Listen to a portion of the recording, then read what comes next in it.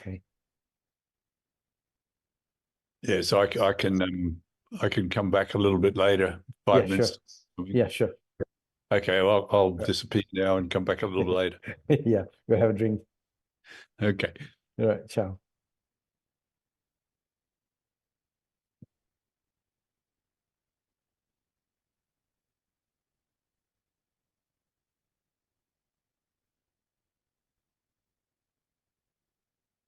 Okay, good morning, everybody. Thanks for joining us.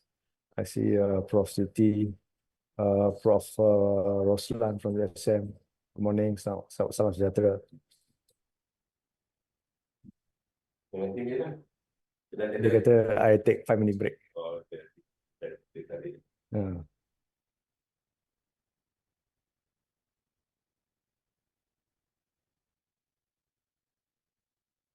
Assalamualaikum and morning, Prabha. Morning, Prof. Morning. Can you hear me? Yes. All right, good. Good. Congratulations, by the way, for being able to organize the seminar. Yes, sir. All right. Thank you.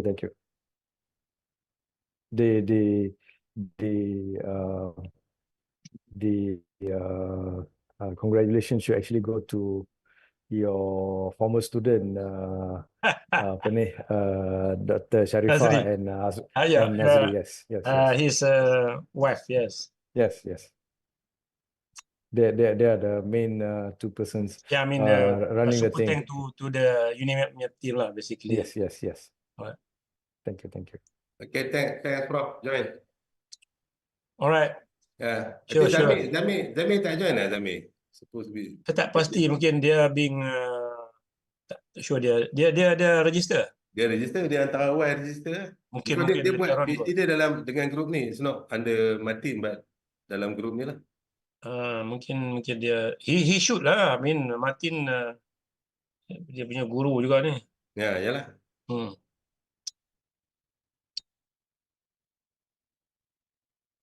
So everything okay, UNIMAP? Yeah, okay. Good.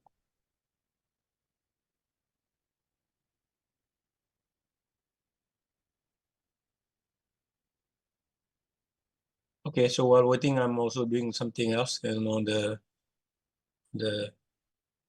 I will join later, slightly later. Okay. Okay, Prof. All right.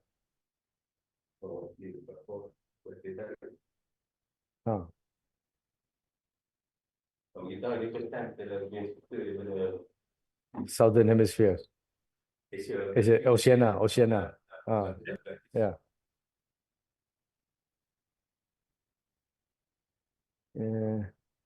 Apa ni? Kena bagi tahu oh shit.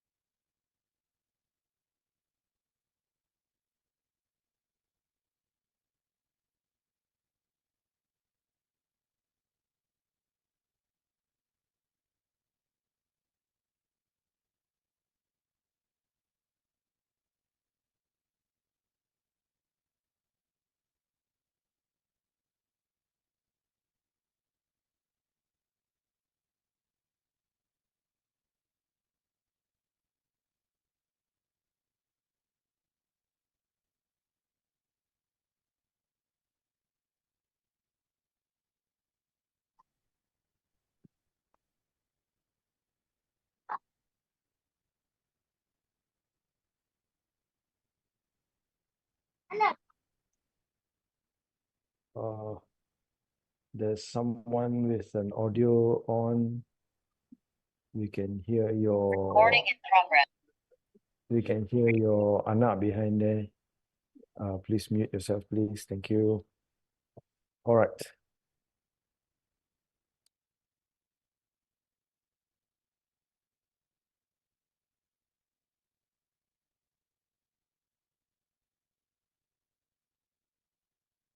Back again. Okay. Thank you.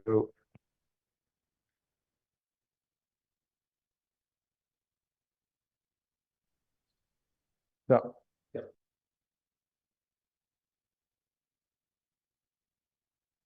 okay. Salam sejahtera, selamat pagi, and a very good morning to all gathered here virtually.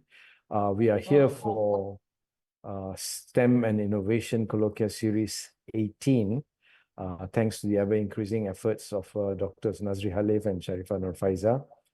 Thank you too to UNIMAP Vice Chancellor Prof. Zaliman Sali and Deputy Vice Chancellor Research and Innovation Prof. Rizal Fande, their respective officers, and our broadcast control team here for hosting this event, as well as IEEE, Sensor and Nanotechnology Council Malaysia for collaborating in this ISICS section.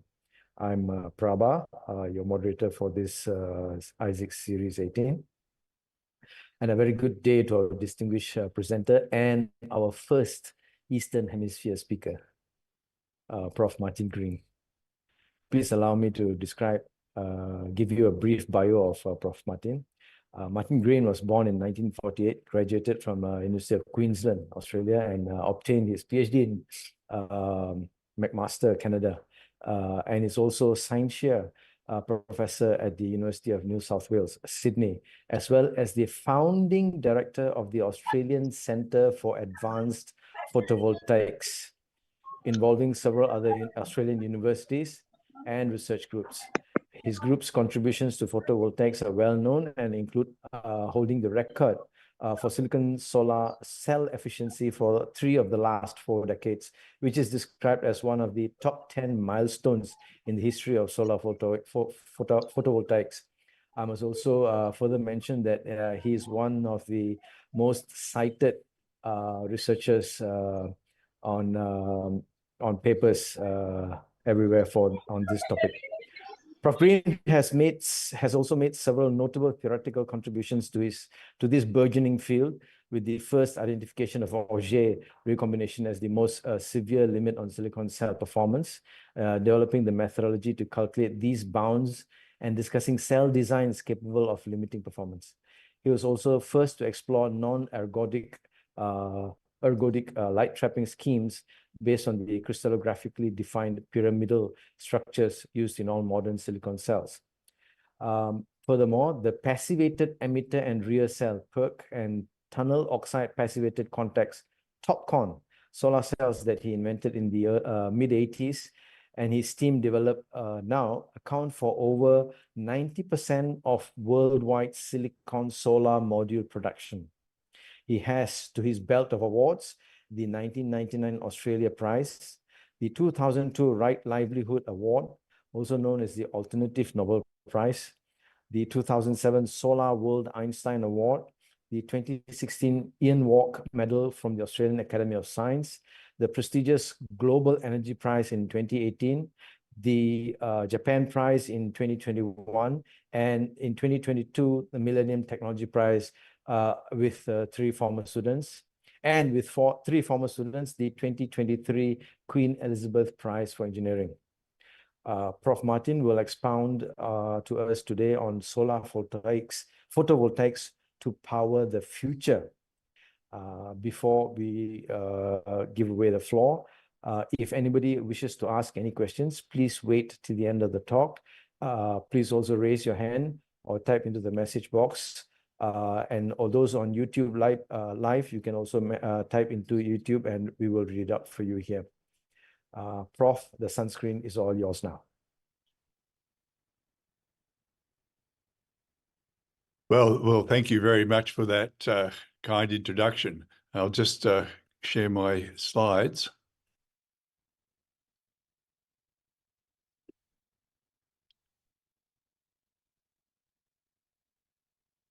Just get them up. So here we go. All seems to be in order. So my talk's going to be on solar photovoltaics to power the future. So I'm speaking to you from Sydney, where I work at the University of New South Wales. And down the bottom there is the iconic Sydney Opera House. And the central photo shows the building that I do my research in, which is solar powered, of course. And the third shot shows our solar industrial research facility, where we do transfers of technology to industry, as well as beta testing on some of the industry's new equipment and so on. So the talk's divided into three segments: technology, costs, and climate change mitigation, the impact solar might have there. It really all began with Albert Einstein, with his brave assertion that sunlight could be regarded as being constituted from particles, after the 19th century had conclusively proved that light was a wave. But the photons that are emitted by the sun are the key to understanding how a solar cell works. So the solar cells come in different colors, and that corresponds to their different energies. And the chart on the right just sort of shows the number of photons of different colors as a function of energy. So the energy is measured in a very convenient unit for photovoltaics, electron volts. And, so you can see there's a peak, just over 1 electron volt. And, that from energy conservation provides a limit on the voltage that a solar cell can produce. So, a solar cell, if it's going to respond to a lot of the sunlight, is limited each individual cell to a voltage of about 1 volt. And I'll show how that's important a bit later on. So this is basic solar cell. Actually, this is a solar cell design from the early 70s when I made my first cell. Just sort of showing the principles of operation. So these photons, and there's zillions of them, strike the cell and are ideally converted to electron flow in the external circuit, which in this case is a little lamp that you can see there. So one photon gives 1 electron, ideally, if the photon has enough energy to cause the desired excitation. So the photon enters into the cell, and if it has enough energy, that energy is used to excite electrons to an energy where they're mobile within the semiconductor material. So you need a certain threshold energy known as the band gap for that to occur. So once the electron gets excited to that higher energy, it can move through the material before it relaxes back to its original state. And that's known as the carrier lifetime, the time between excitation and relaxation. The electron also leaves a vacant state at the lower energy from which it was excited. And this can move through the vacant state can move through the semiconductor material, the same way as a bubble moves through water. Neighboring electrons in a similar state can jump into that vacant state, which is effectively corresponds to the transmission of that vacancy. But it can be regarded as a positively charged particle in its effect upon the device and carrier transport and so on. So a solar cell is designed to get the electrons moving off in one direction and the holes in the opposite direction. And the traditional way of doing that has been by what's known as a positive-negative, or PN junction. And by introducing impurities into the semiconductor, you can control the properties. So the properties are either positive type or negative type. So the negative or N type allows electrons to pass through it very easily, but not holes. And the positive or P type does the opposite, allows holes to pass through easily and not electrons. So by inserting this PN junction, you get an asymmetry in the motion of electrons and holes. So in this diagram, the N-type region is to the top. So electrons can pass through that region quite easily to the top contact, whereas the holes are blocked. They go to the back contact where they pass through the P-type region there easily, and that blocks electrons. So the electrons going to the top flow through the load around to the back, generating electrical current in the load. The little curve up in the upper right just sort of shows what's happening in terms of current and voltage outputs at what's called short circuit, where you hold the voltage across the device to zero, you get maximum current, known as a short circuit current, rather appropriately. And then if you just open circuit the contacts between the cell, take away that lamp, you can measure a voltage called the open circuit voltage. And that's the voltage that's limited by the energy of the photons. So that's the voltage that's difficult to get more than 1 volt for a solar cell that converts a large fraction of the solar spectrum, because that's from energy conservation, you wouldn't expect to be able to get more than that, or you would be creating energy from nowhere. But that's basically how the cell works. They're quite fragile. They're made very thin, like 1/6 of a millimeter is the standard size. So really thin, and the silicon's quite brittle. So you have to encapsulate them to give them mechanical support. And this is the basic encapsulation scheme, where you use a glass superstrate to provide the mechanical strength for the package, as well as an aluminium frame that adds additional strength. And then you just sort of laminate all the other layers you can see there together, by heating at about 100 degrees, 120 degrees centigrade. You can get all these layers to meld together, so you get this really tight package sort of glued to the glass.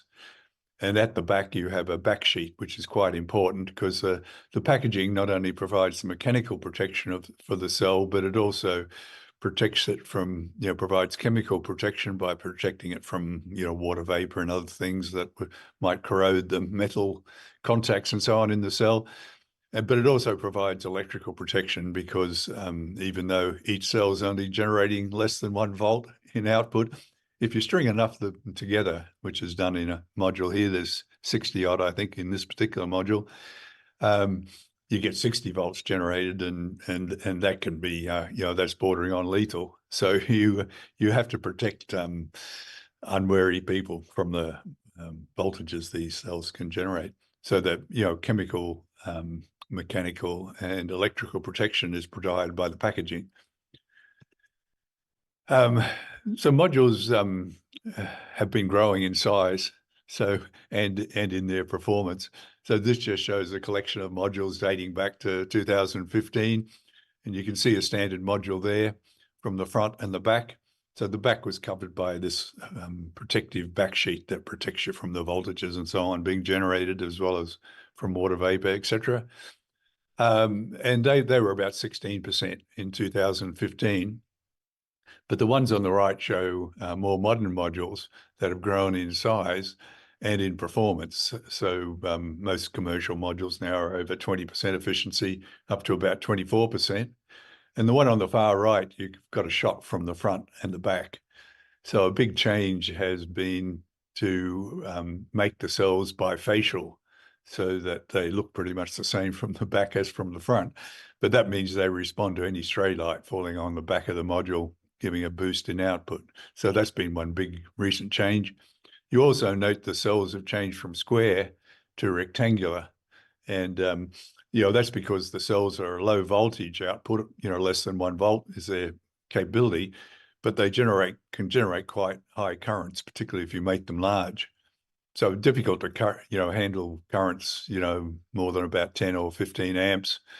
So by cutting the cells in half, you can process much bigger silicon wafers to make the cells, but then at the end of the processing, you cut them half to limit their current generation capability. So that's a modern module. The latest modules are about 1 horsepower in rating. So 740 odd watts is what you can get for one of those big modules on the right. So the length of the module is pretty much the same as a horse, has pretty much the same surface area, but the modules weigh about 30 or 40 times lighter. So if you see a big field of module, imagine each one being replaced by a horse, and that's how much power the system can generate. As befitting the role that I think solar is going to play in mitigating climate change, the first efficient cell made front page news on the New York Times.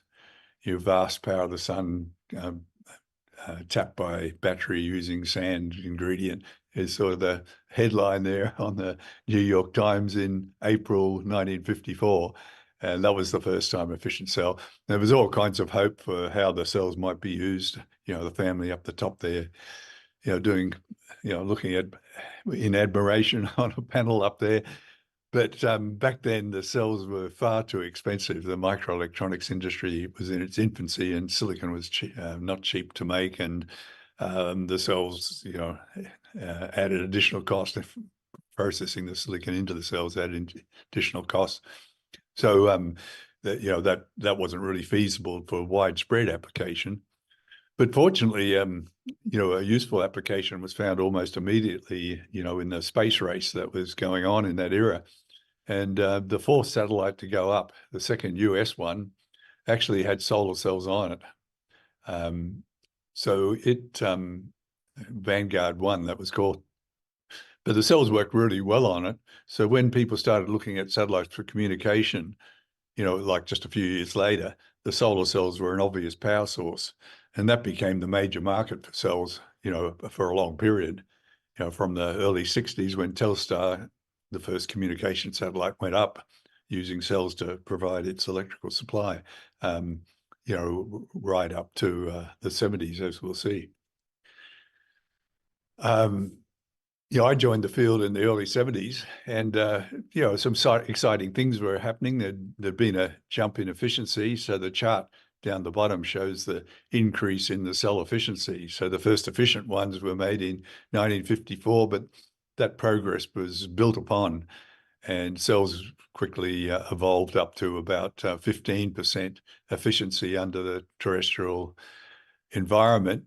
And then a couple of improvements were made in 74. And the diagram up the top left there just sort of shows cell structure there that resulted in efficiencies between 16 and 17% in 1974. So two big improvements. You can see the little pyramids on the top surface. They're the same geometry as the pyramids at Giza, surprisingly, but they're, you know, over, I think it's 10 million times smaller, only a few microns in their base dimensions rather than a few hundred meters. But they are very useful in reducing reflection from the cell. So light gets reflected downwards after its first point of incidence and has two chances of getting coupled in.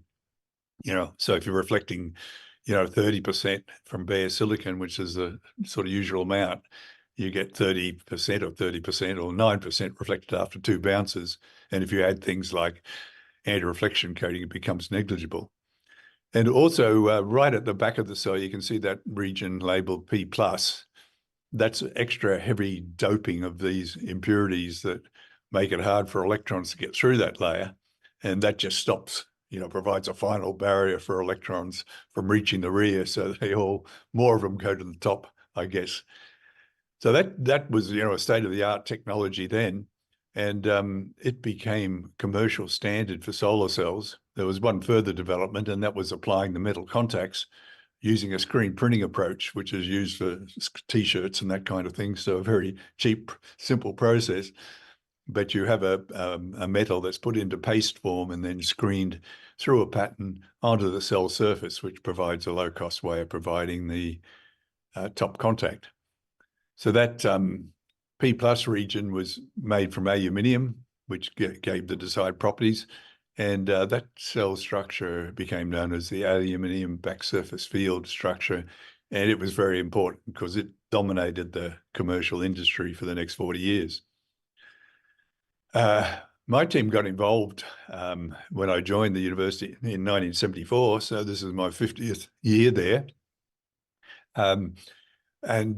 We started setting world records for cell performance in '83. All the previous ones had been set in the US, you know, largely as a result of their space program. But we took over in 1983 and, you know, with a lot of new ideas and so on, including the PERC and TOPCon cells, which are now dominating commercial production. But this is the team that reached the 4-minute mile of photovoltaics, which was a 20% efficiency that, you know, people just thought very tough to reach. But we sailed through it, as can be seen there. And went on to develop the cell efficiency right up to 25%. So all those red diamonds are our group's records, and they extend over the 3 decades that was mentioned in the introduction. So we took the efficiency from below 17% by present standards up to 25%. So that's a 50% relative improvement. So a certain gender imbalance in the group that reached the 20%, but that was rectified with addition of the 3 team members shown to the right, who had played a very big role in commercializing the PERC technology and in developing the industry leading to the present inexpensive solar cells through establishing companies, in China in this case, for manufacturing cells in large volume. Since we held the lead in efficiency up to 2014, but since then there's been improvements from Japanese and Chinese companies, as shown there. And on the right is shown the 4 technologies that are presently competing on the commercial market and also for this efficiency lead. So the top one shows our PERC structure. It's it's just a jargon term, passivated emitter and rear cell, but it relied on essentially small area contacts to get the high performance and paying particular attention to the surface region of the cells, which were bad news for the photo-generated carriers. They tended to recombine there, so you lost them, and they didn't generate their allocated electron in the external circuit. So fixing them up not only improved the current output from the cell, but also improved the voltage output, which was where the main advantage lay. The second one is a tunneling oxide passivated contact, TOPCon, and it's very similar in its design, except the rear contact based on small area contact is replaced by tunneling contact. And this is an approach that we also developed at our university. But the tunneling contact is used to replace the dopant introduction into the silicon. So by building these layers on the surface, you can get the same property as adding the dopants.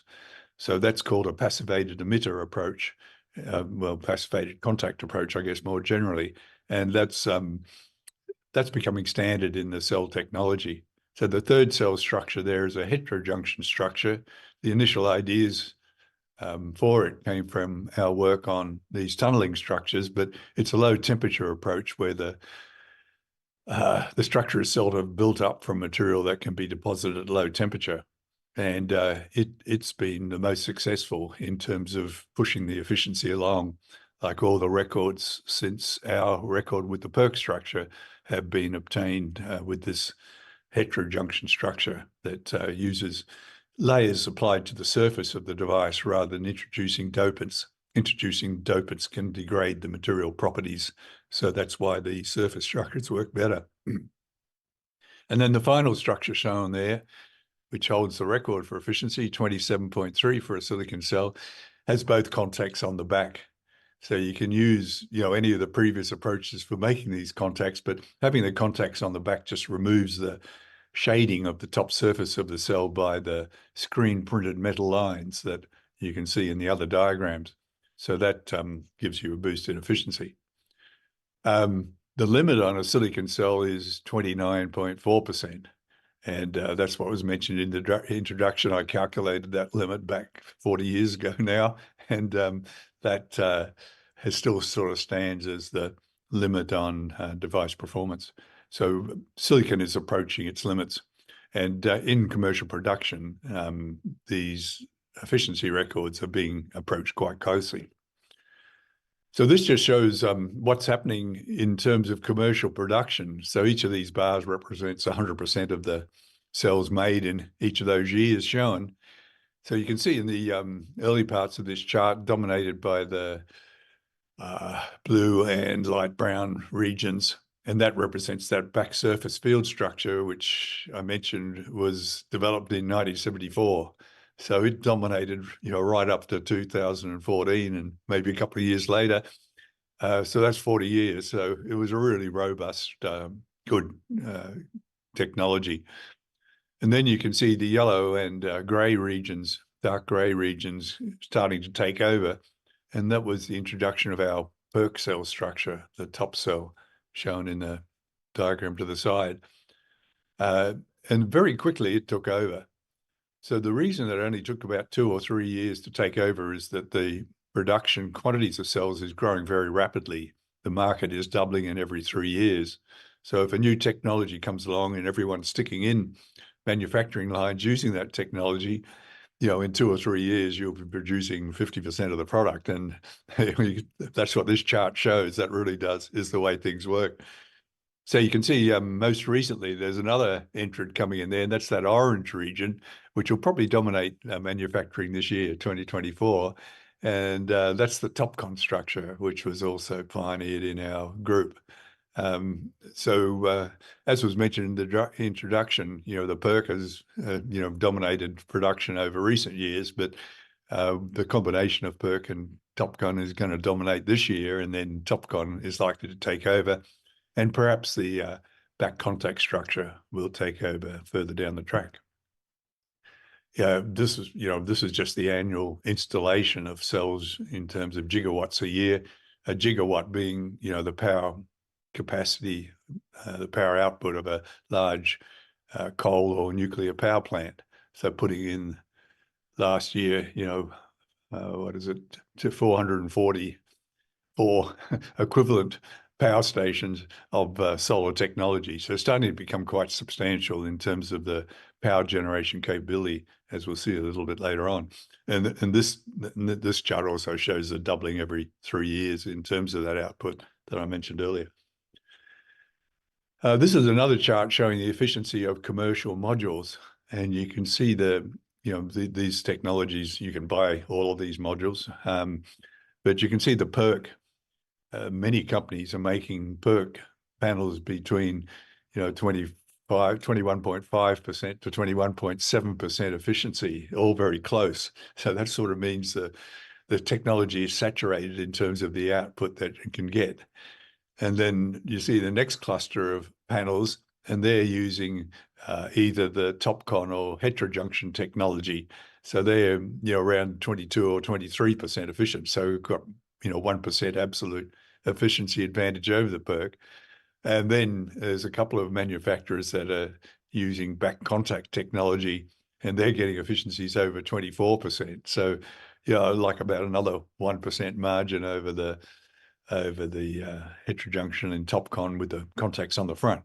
So that, you know, that's the way things are going. So we're going to see, you know, more and more of, I think, these back contact structures, you know, taking over the market, because efficiency is really important, because, you know, it leverages the cost, not only of the solar panel, like reducing the amount of glass and aluminium and so on needed in the panel, but all the other costs involved in installing a solar system, like the transport costs, the installation costs, you need large, smaller area, the land costs, the cabling costs, all those get introduced by efficiency. So manufacturers chase the improved efficiency.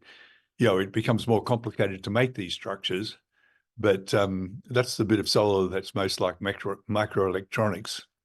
You know, the sophistication of microelectronics, you know, has just increased enormously since I was involved in the area, you know, back in the 80s.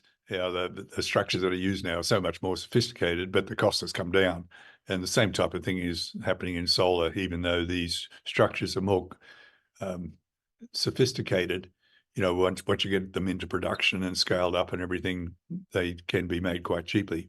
And that's what's happening. So the industry will push for ever increasing efficiency. Yeah, this just sort of shows some of those interdigitated back contacts. You mightn't be able to see it, but they haven't got any metal on the front surface. So all you can see is the silicon wafer that's underneath.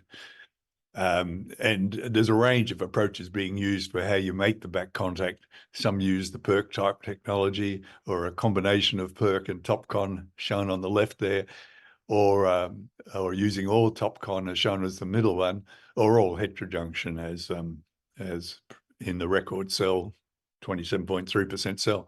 So going from the cell to the module, you lose efficiency because, you know, you notice the you notice the white regions around the edge and the frame and everything, they don't generate any electricity. So you have a drop in efficiency going from the cell to the module. So the big question that the industry is looking very seriously at now is what comes after this, because silicon is sort of running into its efficiency limit at 27.3 and 29%, you know, where you're going to flatten out for sure. But the way you can get around that is by stacking cells of different materials on top of one another.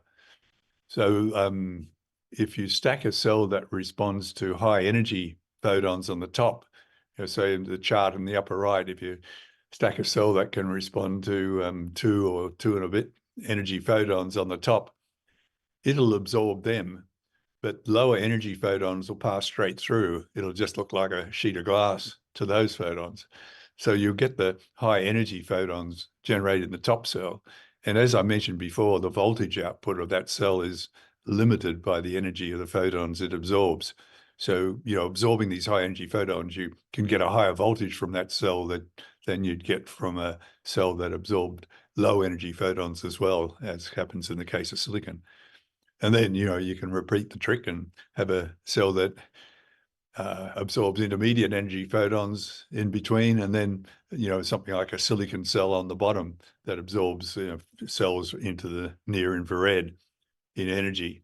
So by doing that stacking, you know, you still essentially get 1 electron per photon, but the voltage output of the cells on average increases because you've got these cells with a higher voltage on the top.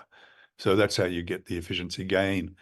And the quantification of that gain is just shown in the graph on the right. Silicon cell has a 29% efficiency limit. If you could choose any ideal material and it worked perfectly, you'd get 33% limit. So silicon's not a bad choice. It's pretty close to the limit. But if you stack a cell onto silicon, it becomes even closer to the limit. So with 2 cells, you know, you can get, you know, over 40% efficiency from a cell with, you know, a silicon cell with another cell stacked on top of it. And then going to 3 cells, you get even further gains. And the silicon's a good choice for stacking cells. So that's the way this cell stacking will work. First off, they'll stack the cells onto silicon.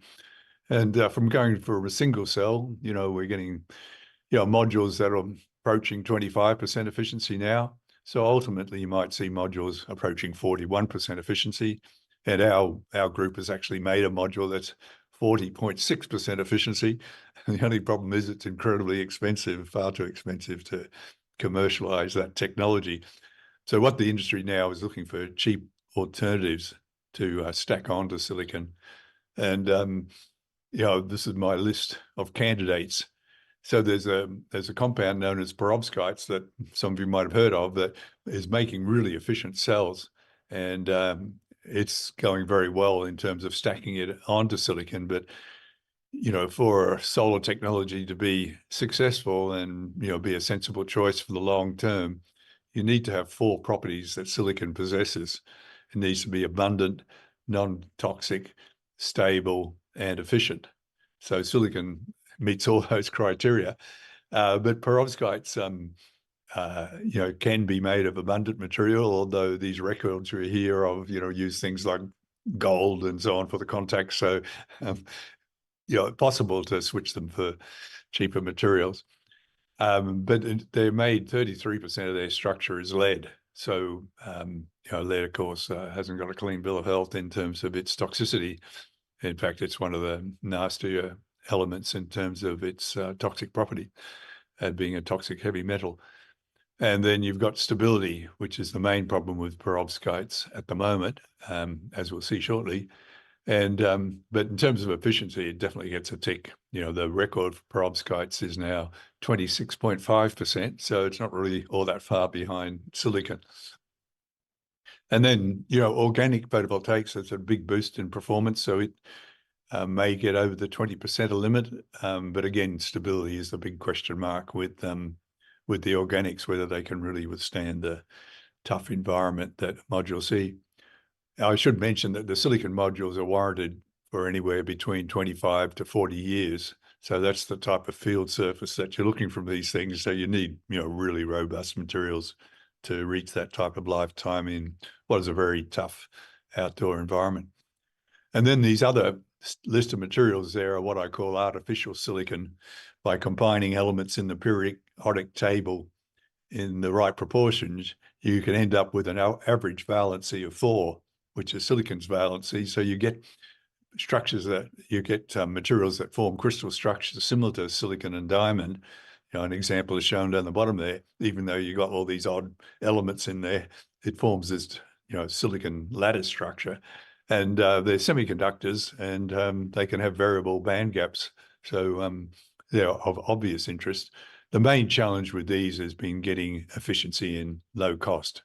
Of course, gallium arsenide is one such, you know, artificial silicon compound. Just combining gallium and arsenic, you get an average valency of 4, and you get a very good semiconductor that's, you know, used in a range of optoelectronic and high-speed applications.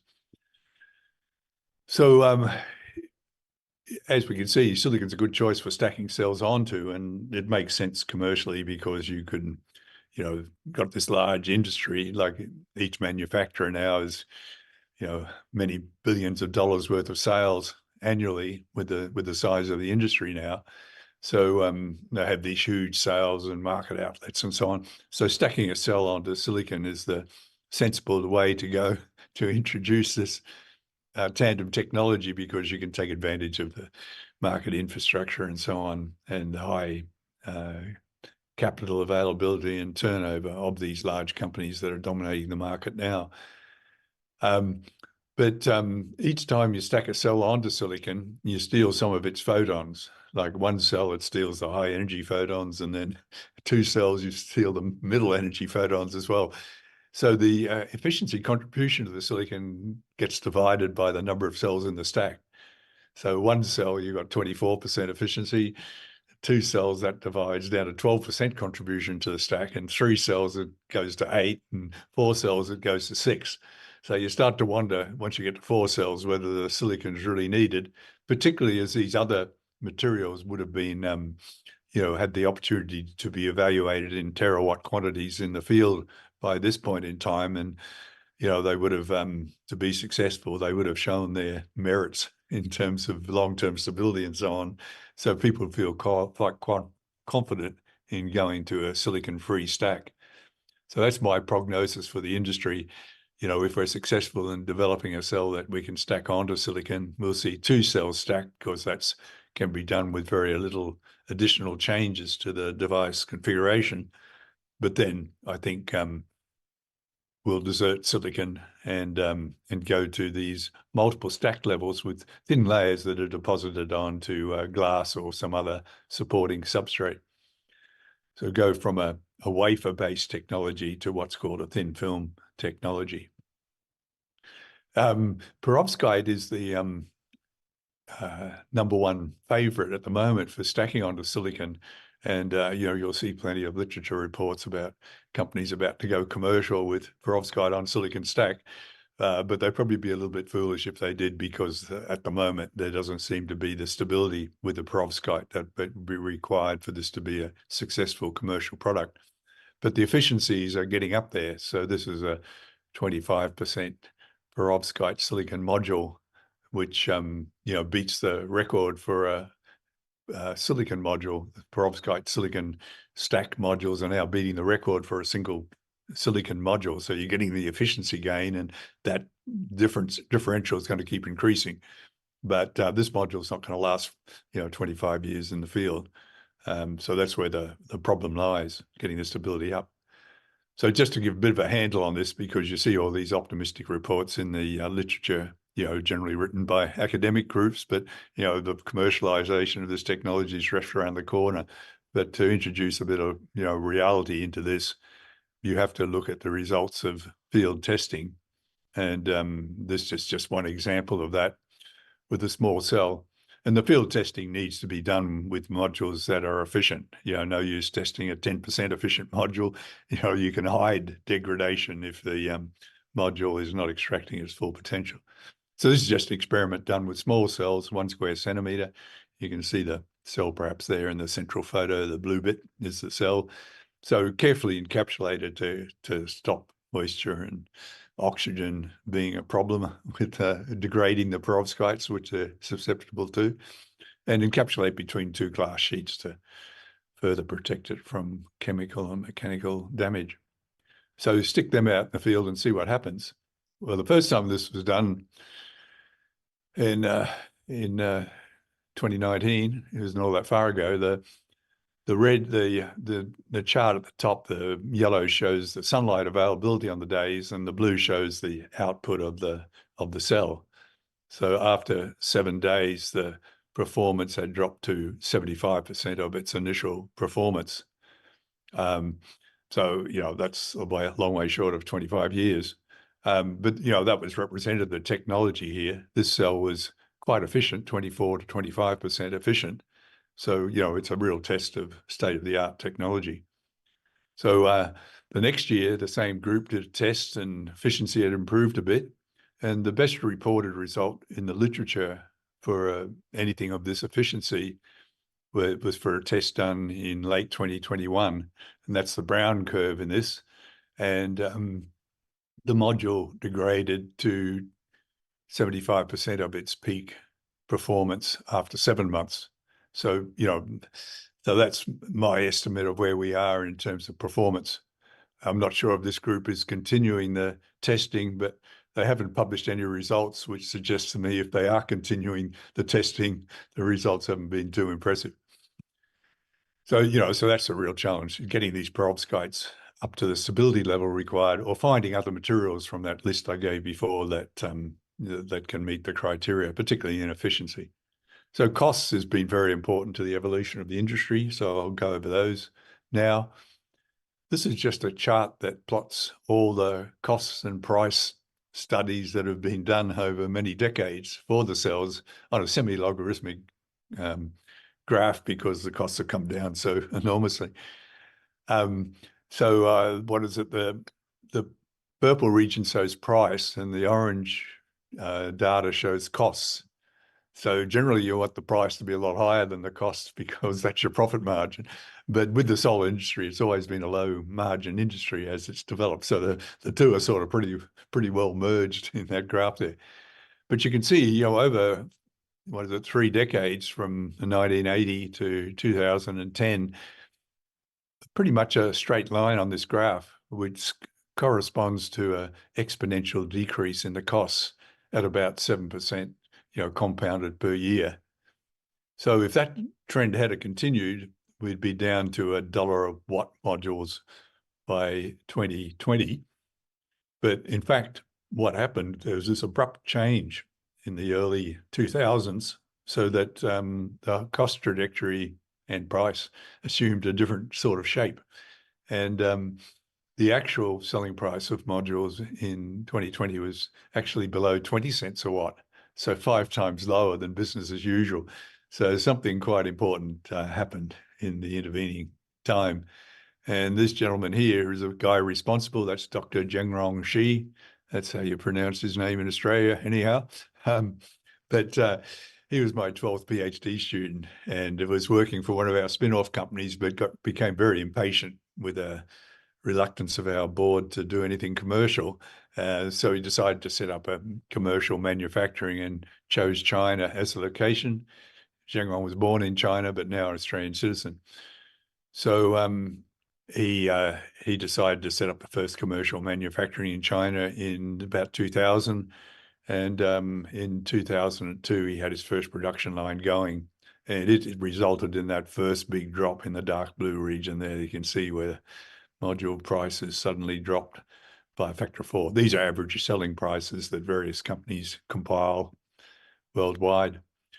So this is the first commercial line in China that opened in September 2002. I did some of the heavy lifting, like cutting the ribbon for the opening ceremony, as shown there on the right. That company was Suntech.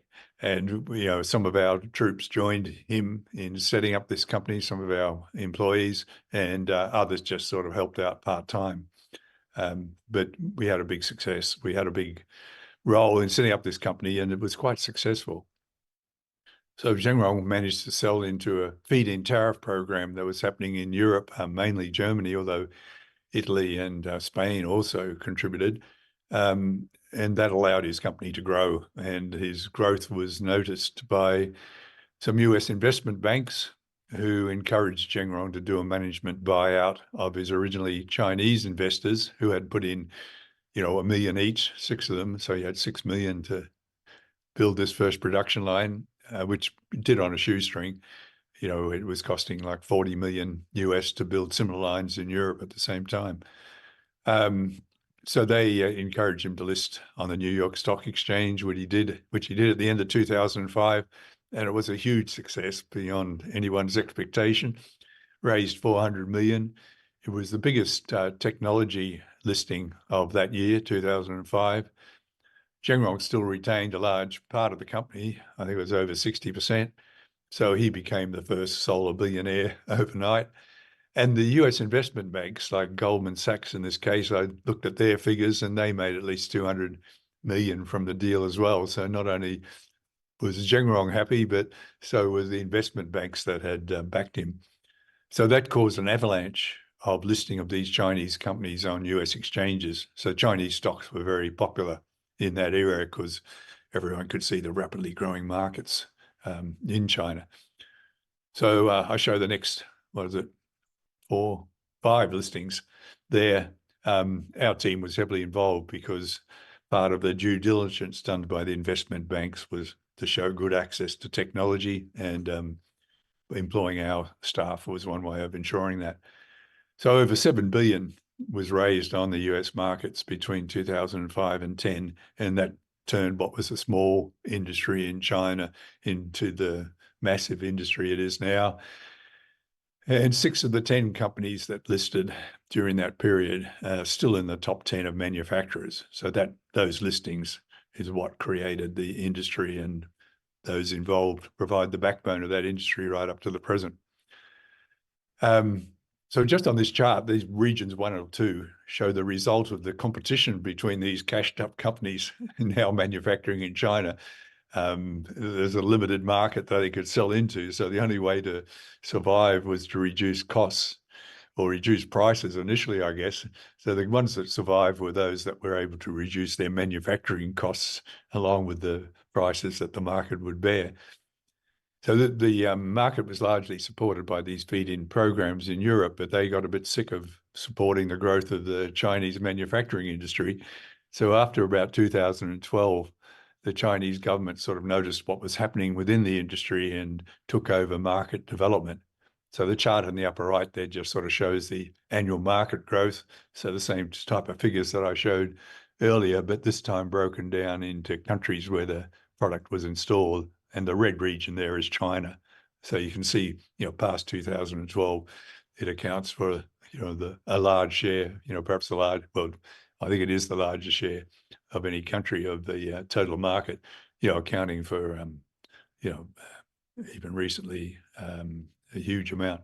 So that market development period was region 3 there, the steadily growing market supported cost reduction. And then technology, a battle between the established technology and our PERC technology would happen around 2016, caused additional acceleration of market cost reduction. So this time it wasn't competitors with the same product competing against each other, but those with different product competing against each other. And you can see the chart on the right, which is semi-logarithmic again, how the rate of progression in cost reduction sort of accelerated when these two technologies clashed. And the chart on the upper left just sort of shows the PERC technology taking over the market and the back surface field technology struggling. So these cost reductions, some people thought they were just artificial and would go back to original high prices and all that kind of thing. But, it became clear that these low costs were entrenched and were going to stay around.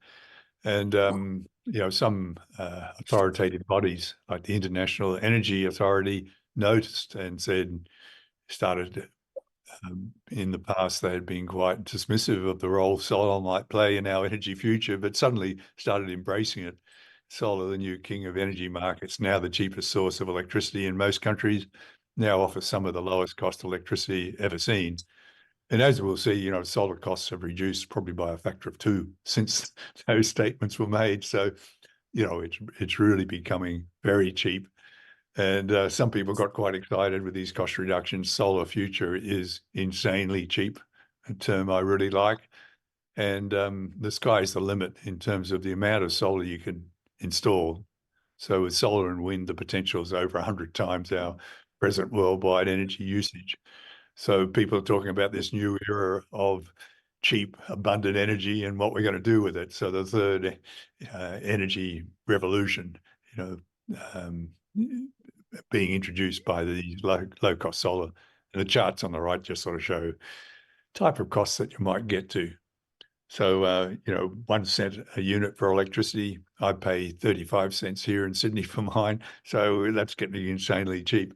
So has the potential to reach that. The potential is becoming more widely understood. So the economists are now recognizing the potential of solar. And, there's just a couple of recent articles, Financial Review. Can someone turn off their mic? So Financial Review, how solar beat every forecast to win the renewables race. So no matter how optimistic the forecast, solar has beaten every one of them in its actual progress. And The Economist, dawn of the solar age, sort of building up on this cheap, abundant energies theme. In its radical abundance, cheaper energy will free the imagination. Ferris wheels of the mind spinning with excitement and new possibilities. Well, I'm getting to the end of my time, so I'll just finish up quickly, just talking about the role in climate change mitigation very quickly. As I said, the International Energy Agency was quite dismissive of the role of solar, but now they embrace it as the main pathway for scaling up solar and wind rapidly this decade. Although still quite conservative in their projections, the industry itself is much more ambitious in its scenarios for future installation of solar than the International Energy Agency. So if you read any of their stuff, just bear in mind that it's very conservative. The Intergovernmental Panel on Climate Change was likewise very cautious in its projections for the role solar and wind would play in future energy. But this report in 2022 identifies the options we have for reducing CO2 emissions by 2030. And the blue regions, there's a whole list there on the right that I know you won't be able to read, but I just want to show the range of options that were looked at. And blowing up the top region where the biggest blue regions are, that's solar and wind. So there's a huge amount of solar and wind that can reduce CO2 emissions with zero or negative costs. In other words, you save money by doing it. So that's the situation we're in at the moment. This chart on the right is the one I want to look at. The chart on the left just sort of shows the growing market, showing that at present rates, we'll get to 1,000 gigawatts by about 2027. So that's 1 terawatt. And 1 terawatt, I think, is a very significant figure because the chart on the right sort of shows, this is from 2015, so it's a little bit old now, but it shows an important point, I think. I haven't seen one as good that I can replace it by. But, it sort of shows one of these projections for what we can be doing to reduce global temperature rise to 2 degrees. And you can see there's a big problem in that if you look at the past emissions of the 4 biggest emitters and their planned future emissions, even with taking into account their efforts to reduce them, you can see you're going to run into a problem in that the whole budget is going to be exhausted just by them without taking into account the other 180 or other countries worldwide that are emitting CO2. But if you look at the impact of 1 terawatt photovoltaics, that's those little arrows in the upper right there. That's the amount of CO2 reduction if you're installing 1 terawatt photovoltaics a year, displacing coal from electricity generation or oil from transport. So you can see you can take big chunks out. And if you can get up to 3 terawatt a year, you'll do that big chunk in a single year. So solar is providing a technology that has the potential to meet some of these, very ambitious scenarios for reducing CO2 emissions sufficiently to keep global temperature rise to sensible levels. So political initiatives are unlikely to do it. We need economic issues, and solar is providing that. I won't go over this, but this just sort of shows what the world might look like. 70%, or close to 70% of our electricity or energy supplied by solar. The other another 20% by wind, the rest by hydro and other clean energies. This just shows the progress in solar. The blue regions are countries that have between 10 and 20% of their electricity, present electricity generated by solar. The dark, really dark blue shows ones with over 20%. 10 years ago, there was nothing like this. So change is happening very quickly. So another year, 10 years time, the whole map will be blue. So that's the end of my talk. Some of the points I wanted to make: solar is likely to become insanely cheap, with the cost reductions that are already in train. New technology, and as I showed, there's plenty in the wings, accelerates the pace of change as it competes with the old technology. So solar modules now are below 10 cents per watt for these, wonderful high performance modules that are available on the market now, and 1 cent per kilowatt hour, which I think is an insanely cheap price, will be routine in the near future. There's actually been one system installed where that has been the contracted price for supply. And solar is destined to play a major role in mitigating global warming. So thanks very much for your attention.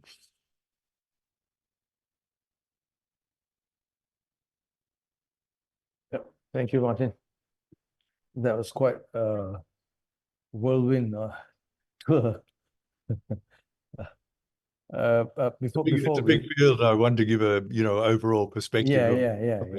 I talk quickly, so I hope everyone could understand what I was saying. It was not too technical, very informative, a bit of all round and everything. Yeah, that was nice. That was nice. Before we move on, me and Nazri are having a bet here on your third slide where you showed the gender bias. We'd like to know which one was you. Yeah, I was at the front there. I'm not sure. On the front. Okay. So Nazri wins the bet. I was leading the pack. Okay. So, all right. Okay. There are a few questions here from okay. There's one from Saiful Adli online. Can we expect perovskite cell to be commercialized soon, particularly for lead-free perovskite? Yes, I think the lead-free is a bit of a challenge. So that definitely is not going to happen soon. So attempts to get rid of the lead from perovskite cells have been notable for their lack of success. So we're not going to get rid of lead from the perovskites and maintain the same level of performance. So whether it be commercialized soon or not, it could happen quite quickly if someone finds a way of making them stable. So there's many groups looking like that worldwide, like most of the research in photovoltaics is going into perovskite research at this point in time. So, tens of thousands of groups worldwide are looking at that. So, someone could find, overnight a solution. And most solar cell manufacturers have some type of perovskite on silicon pilot line activity underway at the moment, just in case someone does find a solution to the stability, they'll be ready to move and won't get outgunned by their competitors. So it could happen quite quickly if someone, finds a solution. It would require some time to check out that the solution was indeed viable and was maintained over the long term. So that might take a couple of years to feel confident about that, although some companies, particularly the smaller ones, might just sort of jump in straight away, with a product that hadn't been fully verified, just to try to convert themselves quickly from a small company to a big company. So they're willing to take a risk on the technology. But the big companies might have some cautious product introduction early on, but it would just be in quantities that they could easily replace in the field if the technology went belly up a few years down the track. So so there's a lot of testing that's going to be required to be really convinced that you have a product that can last for 25 or like 30 years is becoming more normal for the warranty on modules, and some manufacturers are pushing the limit at 40 years warranty on the product. So that's the direction things are going to go, to these very long lifetimes. So thanks. as you said, the biggest drawback for perovskite is the lifetime. Yes, yes. So Yeah. it's a real problem. So like my own expectations. So a lot of these companies aren't reporting on the field performance of their modules, probably for good reason. But the universities that are reporting on the stability of what they're doing with state-of-the-art cells, like 1 year is the expectation. 1 year, well, 7 months is the longest that a module has lasted, with less than 20% degradation. And that's the lifetime for a silicon module. It's at end of life if it drops to 80% of its initial. Would you happen to know why these things degrade?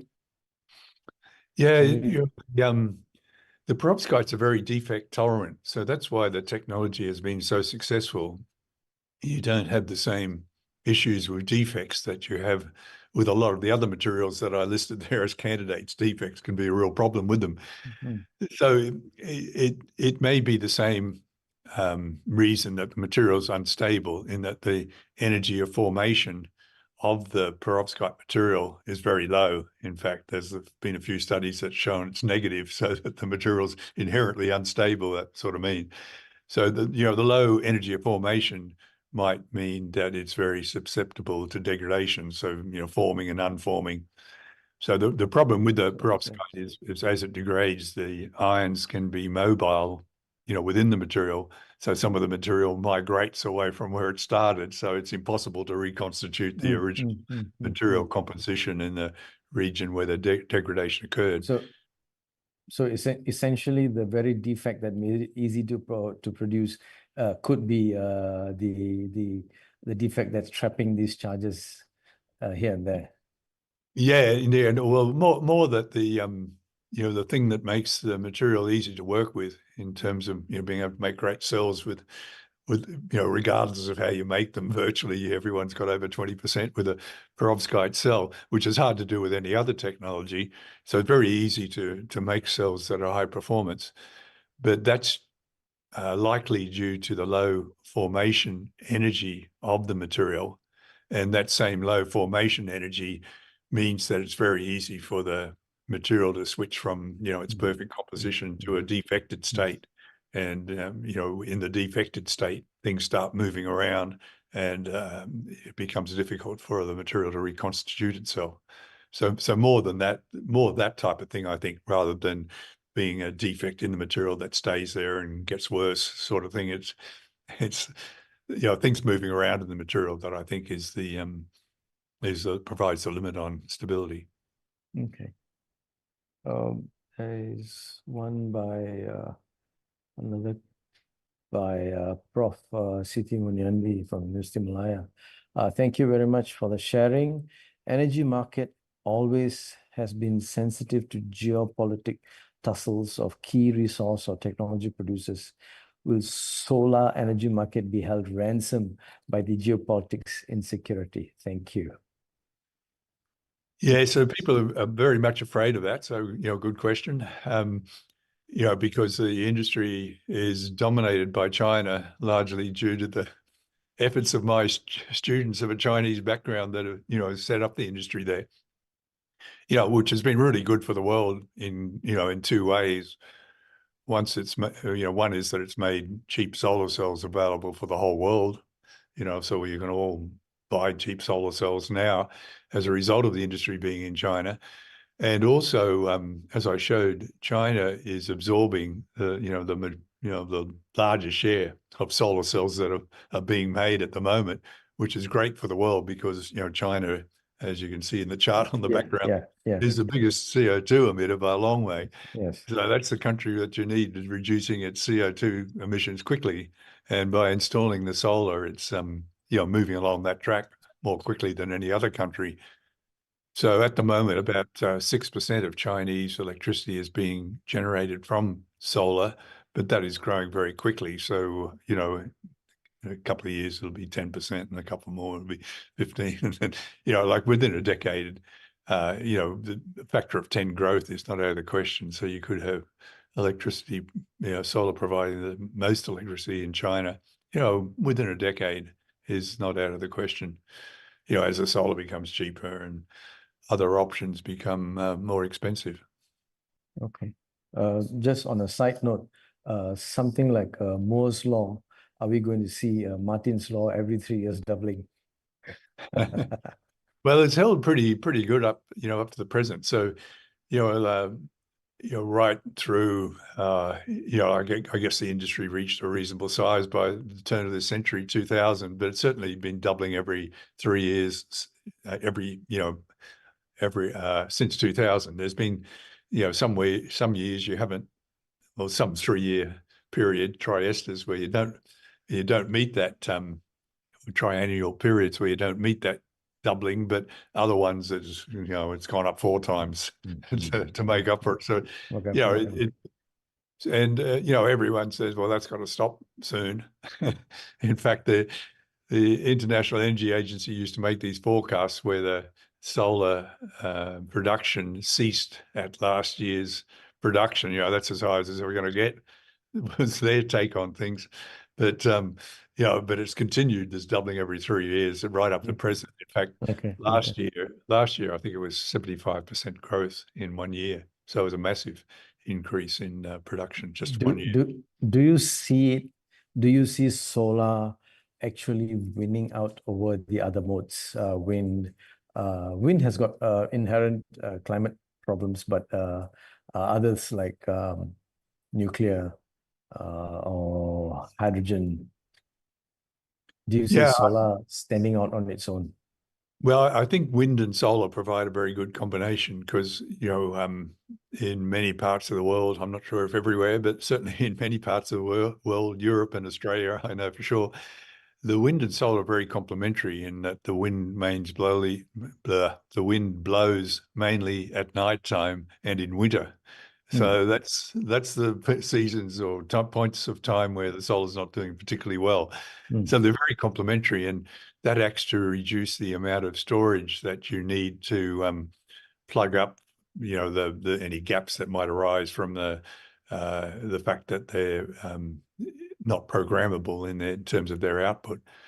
So that greatly reduces the storage requirements. And, batteries are providing most of that at the moment, although pumped hydro, a lot of pumped hydro going in Australia to provide storage for wind and solar at the moment. And pumped solar was actually introduced for nuclear. Not many people realize it, but nuclear plants, you have to run constant output.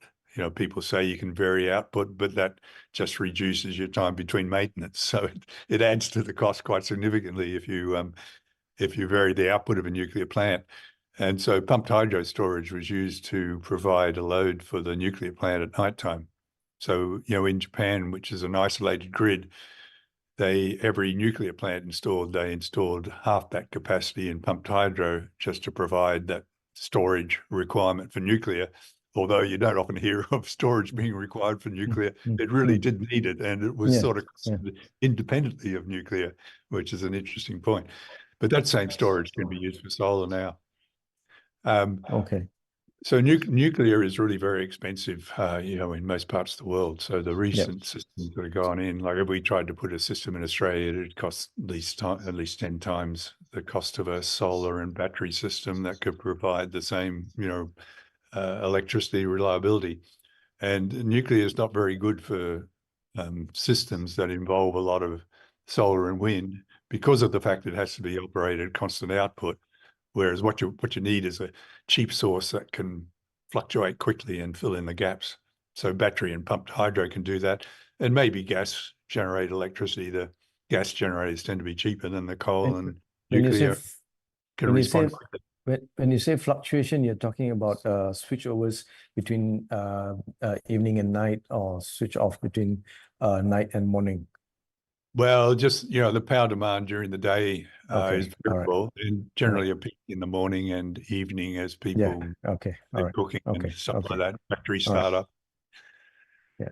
All right. There's one that was geopolitics. Before I move on to Khairuddin, there's one by Zainal Burhanuddin. Thank you for the very insightful talk. Question 1, you talked in great detail about silicon and perovskite. What is your thought on dye-sensitized solar cell or module? And 2, what about flexible solar cell or module? Is flexibility one of the key criteria in developing photovoltaic technology? Yeah. So dye-sensitized cells were very popular, particularly in the science and nature journals, right through the 90s. But the perovskites were a much better technology. The dye-sensitized cells had problems with stability that you didn't hear too much about, but we had a manufacturer here in Australia that did just some installations, and no one will tell you how they performed, which implies bad news in terms of their performance output. So the group that installed them were prohibited from telling anything about their output, which doesn't sound too good. And also they required liquid components. And in fact, a material, acetonitrile, which is methyl cyanide by a different name, which is toxic, but that wasn't highlighted. And you had to seal that up for each cell. So each cell had its own little pool of methyl cyanide, and you had to keep that separate from the pool for the adjacent cell, or you'd short the cells out. So that's just a nightmare of a problem to keep those little pools separated for 30 or 40 years. So it wasn't a realistic technology, but the editors of Nature and Science thought it was, and that's why it got so much airplay and so many people working on it. But the technology developed for the dye-sensitized proved to be quite important in the rapid development of the perovskite technology. So it wasn't all wasted effort. It did have some payoff. But I would say the dye-sensitized technology is now officially dead. The perovskite has taken over. What about the question, flexible solar? Yeah, flexibility is nice, and you can do it with things like perovskite very easily, and also with silicon. The silicon cells are getting so thin that you can, bend them around. Geez, I'm not sure what the radius is, but maybe 25 centimeter radius. You can bend these flexible silicon panels around now. But it has its own challenges, in terms of, well, firstly, the cost of the encapsulation. So, there's a bit of an issue with fluorinated hydrocarbons now, in that they last forever. So that's good for solar modules, but it's bad when you come to dispose of them, because these fluorinated hydrocarbons don't degrade. So that's often used as the encapsulation material for flexible modules that have to last any amount of time in the field.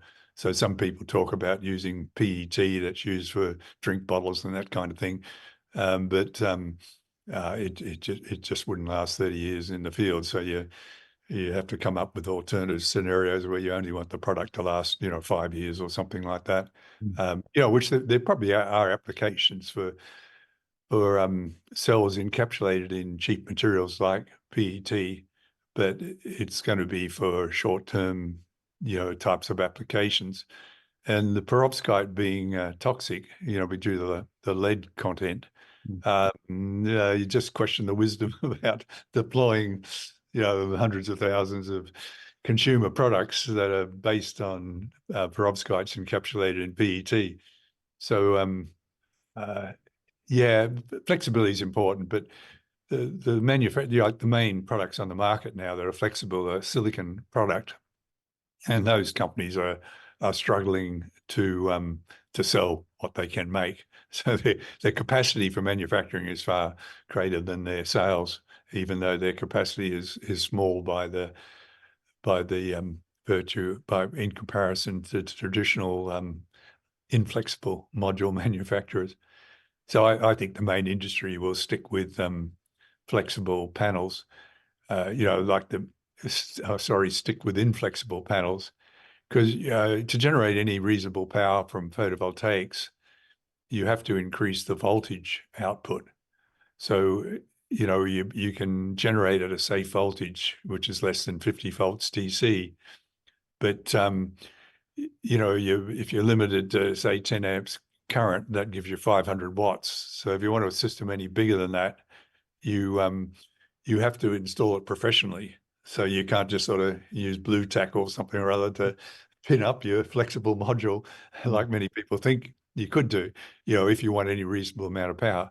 But for small amounts of power, small wattages, and with a short lifetime, there's probably markets for a flexible product of that type, but they won't be nearly as large as the market for the mainstream power generation product. Just on a side note, all these silicon that you talked about earlier are monocrystalline and not amorphous.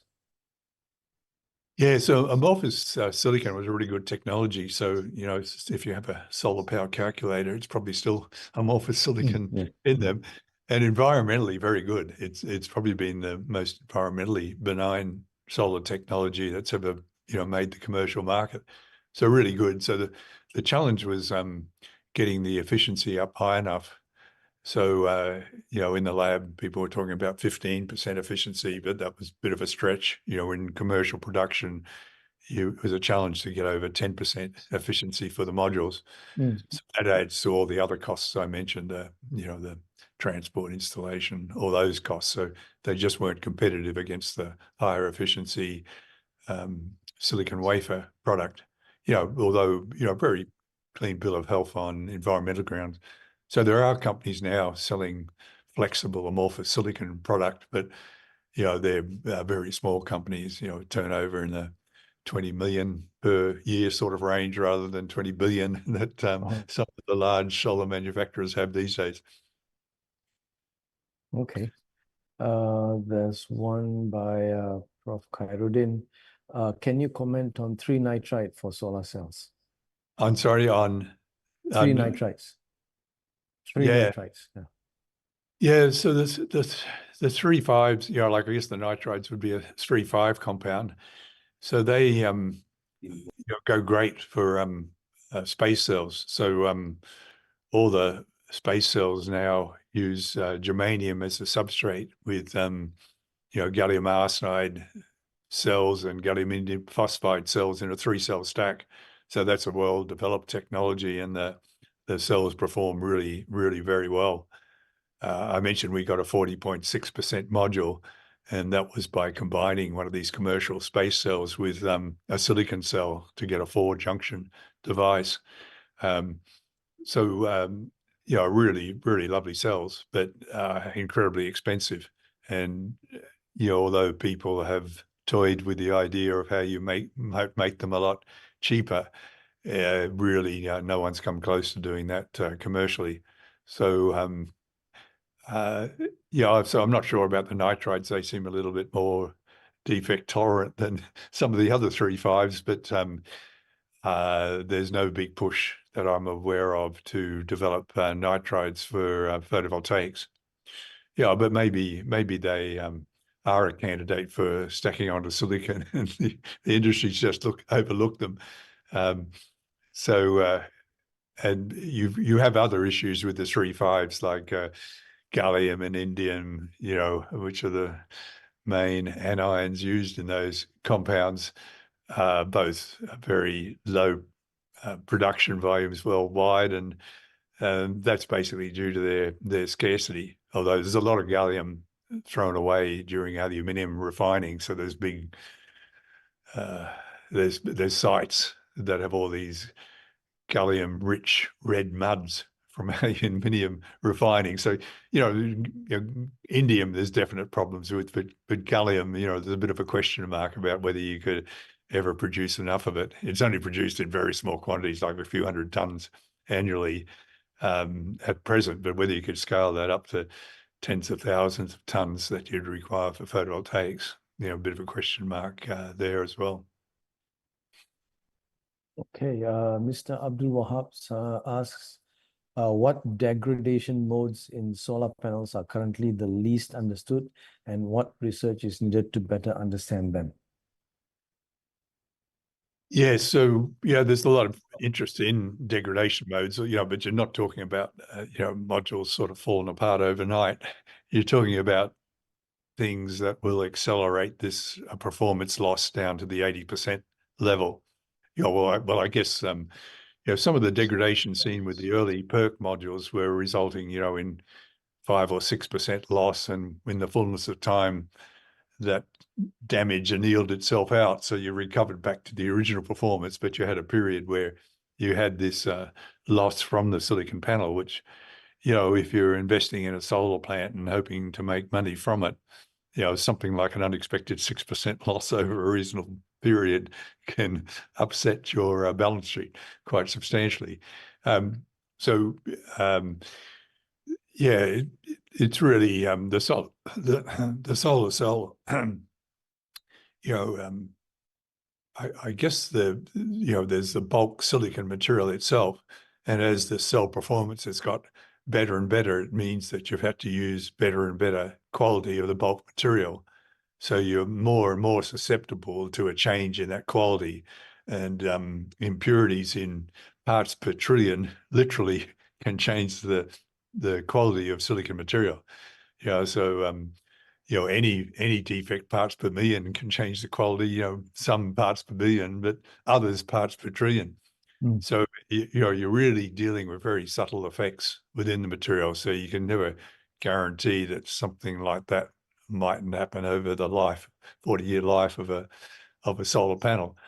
Then you've got the interfaces. You know, and that's how I mentioned we got our efficiency increases, was going to be these passivated contact approaches where you take the layers, you take the active part of the device out of the device and place it on the surface effectively, but that puts more pressure on the interface between these layers you're putting on the top and the silicon underneath.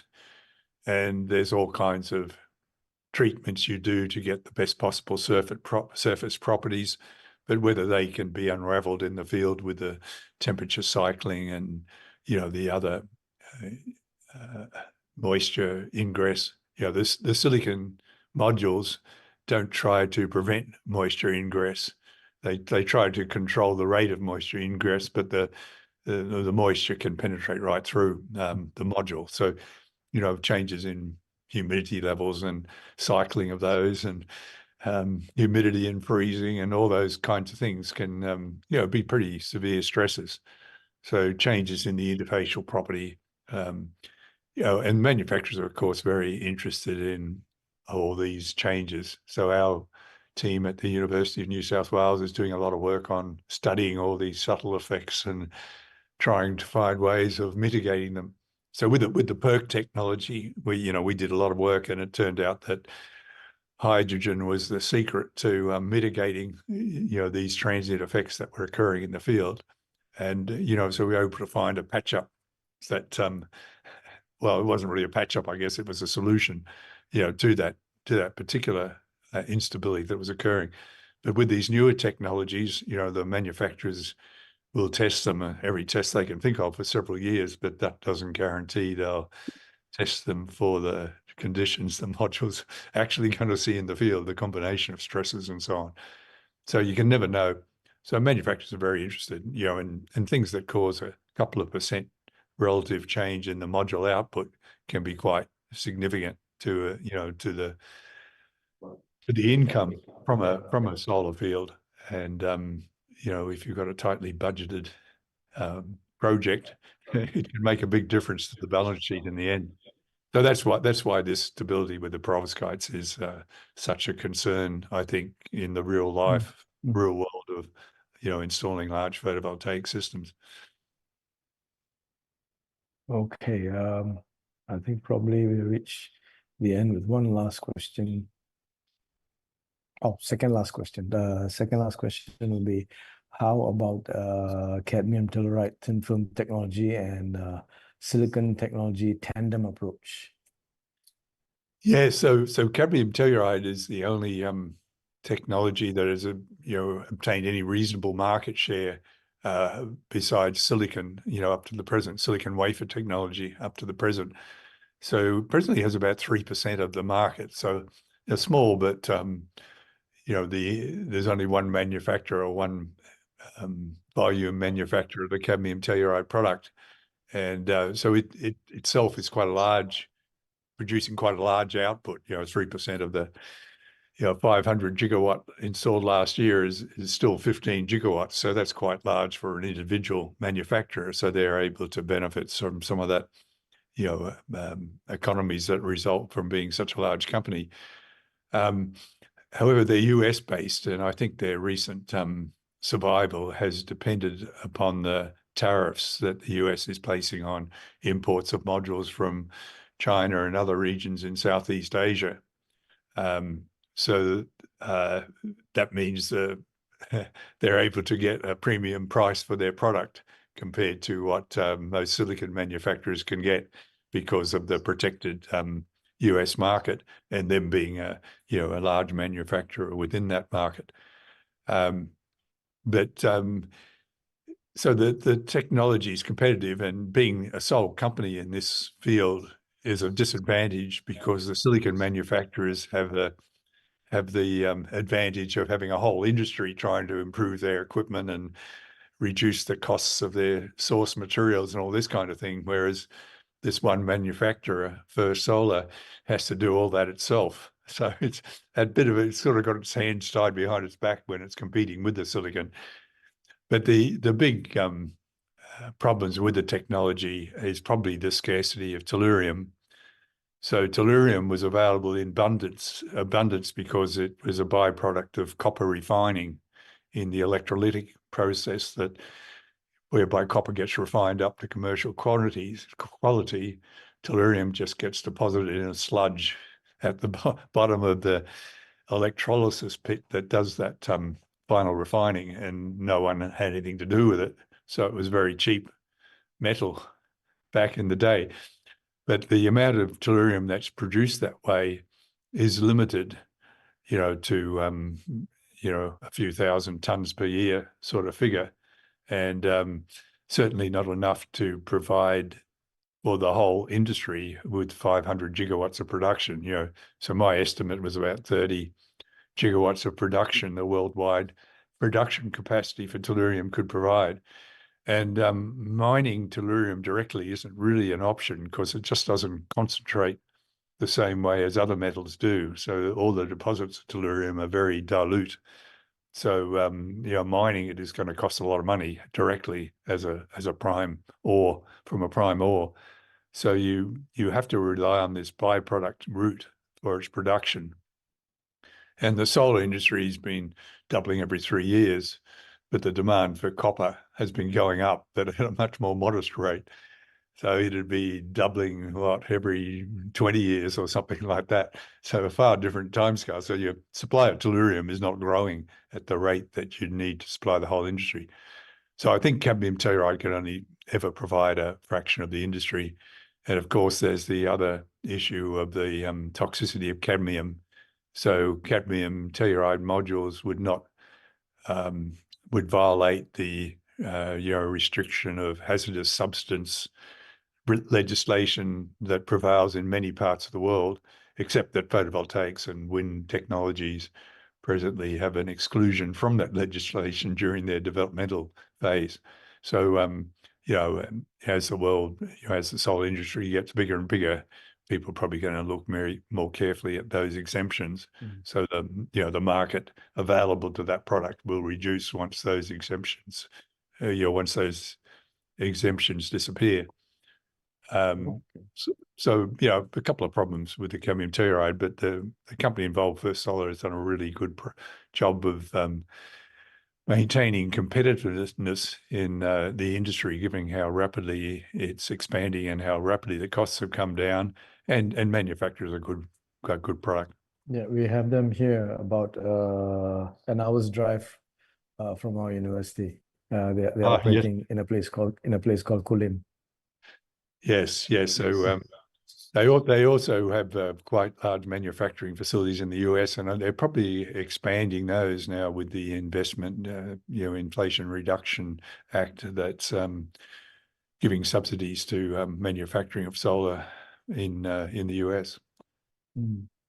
Okay, I suppose that's about the end of it. On another note, are you still actively in the faculty? Yes. I'm a part-time employee of the University of New South Wales. I'm 40% there, and you know, the rest of my time I spend you know, visiting companies and so on, doing consulting work and that kind of Okay, things. But, okay. All right. No, that's nice to know. All right, thanks, Prof. Martin Green. Thanks for that nice explanation and opening up the window on solar. We have our own big group of solar guys here too. I'm not sure if they're in. But before we bid you goodbye, we would like to take a photograph with you and all the participants. So I would like to invite everyone to switch on their cameras. I'm not sure I know how to do that, but I'll have a go. No, your camera is okay. Your camera is okay. Okay. Can you maybe you can I'll shut stop down sharing, will I? your yeah, stop sharing, yes. Yes, that's nice.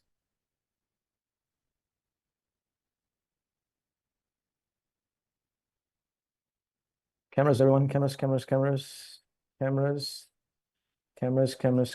and say cheese. Oh, the back cameras are all not on. Come on, guys, cameras. I'm not selling. I'm asking to switch on. Cameras, please, cameras. Cameras. Okay. All right. Sorry, camera not working. Sorry, no Rojana. Okay. Are we done? Yeah. Okay. All right. That's about it. Thank you, Prof. Martin. Thanks very much for your insight and expounding on the solar future.